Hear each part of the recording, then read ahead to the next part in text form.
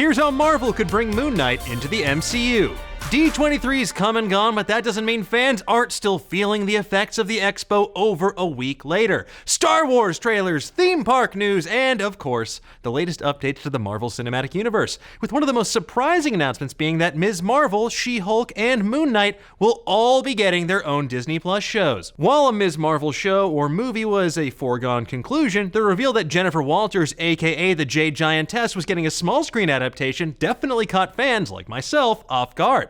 Side note, if that isn't a courtroom drama that combines the antics of Ally McBeal's Superheroes and Night Court, well, you done f***ed up, Marvel. But it was also the announcement of the lunar hero himself, Moon Knight, that had many fans giving their digital thumbs up all over the internet. The brutal vigilante with multiple personalities has long been a cult favorite since his introduction in 1975, and he's even found more fame in recent years as he became the subject of memes, most notably him calling Dracula a nerd while looking for his money. But trust us, there is more to Moon Knight than just collecting from deadbeat vampires. In fact, there's so much more to him than any casual fan might realize, because Moon Knight is notorious for having one of the strangest backstories in comics, along with frequent retcons and a multiple personality disorder. But it's precisely for this reason that he's the perfect character to adapt, and we found 3 great versions of the character that would be perfect for the small screen, so let's get into it. Now, first option, the backstory. Moon Knight, aka Mark Spector, first made his appearance in Werewolf by Night number 32. He was a former Marine/mercenary who, after a job gone bad, uncovered an Egyptian temple worshipping Khonshu, the moon god. But he died shortly thereafter, and his spirit made a deal with Khonshu, like you do, so he was restored to life, where he became the avatar of the moon god, the titular Moon Knight. He eventually returned to the US as a millionaire with his pilot Frenchie, where he fights crime and supernatural threats like Jack Russell, the werewolf, not the terrier. And yes, Marvel's werewolf actually is named Jack Russell, so comics!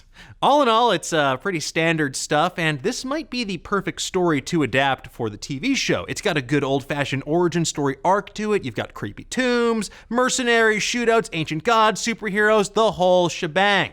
The series can get into Mark Spector's background as a mercenary, then dive Doctor Strange style into the mystical supernatural side of the MCU, a side which fans are always clamoring for more of. And honestly, who doesn't want to see more characters trip out and see their hands grow into more gross baby hands?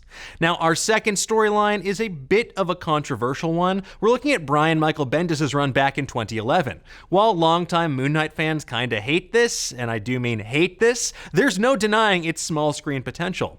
In this storyline, Mark Spector's living in Los Angeles as a television producer, and he's developed 3 new personalities in his head in the form of Spider-Man, Wolverine, and Captain America, which allows him to fight in their style when they take hold of him. This leads some to call him the One-Man Avenger. Earth's mightiest, this dude. During the run, Spector's forced to wrestle with this illness while teaming up with the deaf hero Echo, all while trying to thwart the reanimation of everyone's favorite murder bot, Ultron. In the flesh.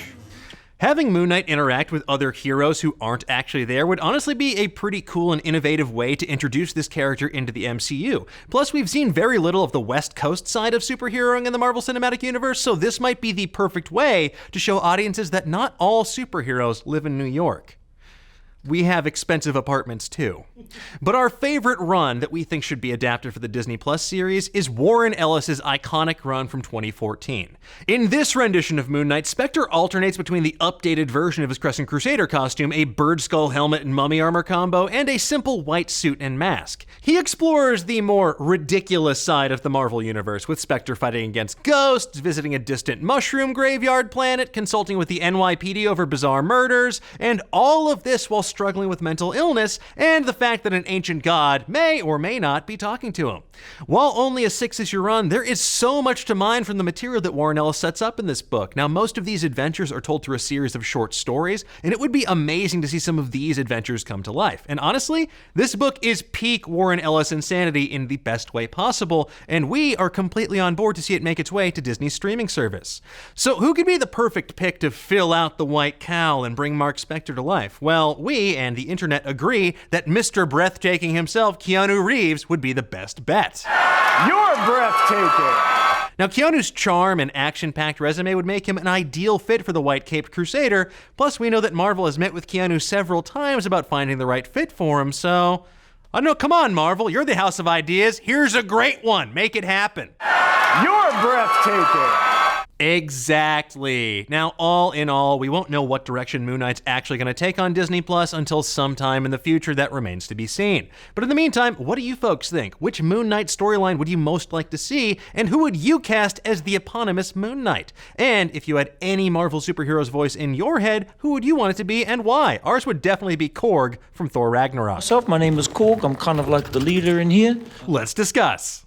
Thank you so much for watching. If you like what you saw, why not give us a like and subscribe? And if you want to get notified every time we go live with a new show or drop a new video, feel free to mash that little bell so you can be up to date on all the latest theories, news, and rumors in the pop culture world.